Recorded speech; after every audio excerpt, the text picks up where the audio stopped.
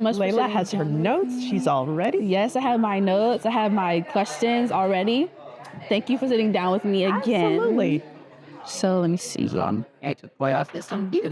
Okay, here we are. So these questions are all like tailored to you Okay. specifically. Yeah.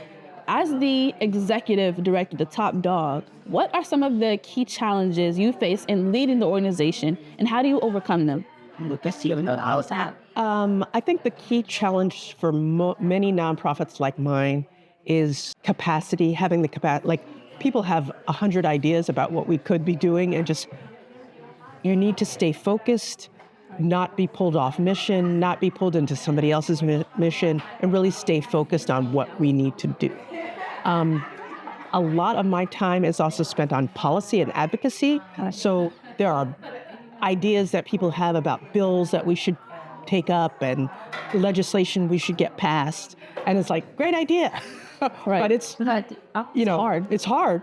And we can probably only do one or two, like we can only lead on one or two bills. So I think for me, one of the big challenges is, where do I lead and where do I follow? So in some of my work, and some of the work I'm leading Right. on policy, and in other parts of the work, have a coalition and I'm following. Right. It's hard to follow too, especially when we're so used to leading and being. Actually, I have to say that over time, having a coalition is so important, and you don't want to lead on everything. So I feel like that's a place where I've also gotten better, which is like, no, I don't want to lead. I don't always want to be the leader. Sometimes I want to be the follower, Right. because then I'm balancing where I'm out in front, and then the next time somebody else is out in front, and so it if it works right, I'm not always leading.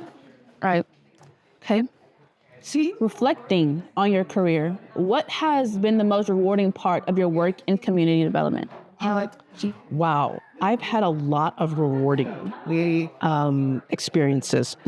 I think going back 15 years, I was part of the foreclosure crisis and helping people save their homes during the foreclosure crisis. That was tremendously rewarding. At that time, I worked for the state of Maryland. I worked in state government, and we had a fund to help people save their homes from foreclosure.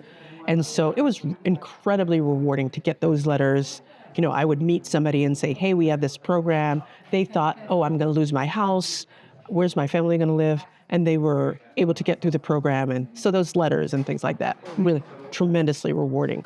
I think in general, also the rewarding part of the work is sometimes getting through to an audience that you didn't get through, to before. Right. They doubted that you could actually do what you said you were going to do, and so I find that tremendously rewarding. Also to link the policy to real people. Like, we got legislation passed, and now they have an opportunity at something that they didn't have an opportunity before. So that is tremendously rewarding.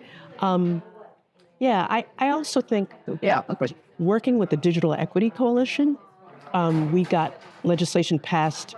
It was the Office of Rural Broadband, and now it's the Office of Statewide Broadband. On one hand, these seem like little things, but it's great.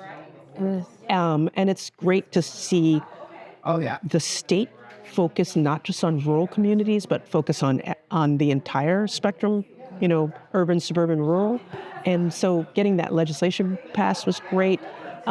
Working with, at that time, it was Delegate Brooke Learman. She's now the comptroller of the state. That was great. I mean, it was really impactful, and we can see change actually being implemented on the state level. So that was great. So basically what you're telling me is, while I was being zero, you were being Superwoman?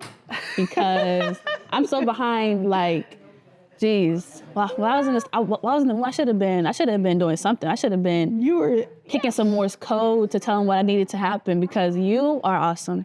No, honestly, you are doing such great work. Your enthusiasm, your energy. I watched you online, and it's great. I even looked at your Instagram. Wow.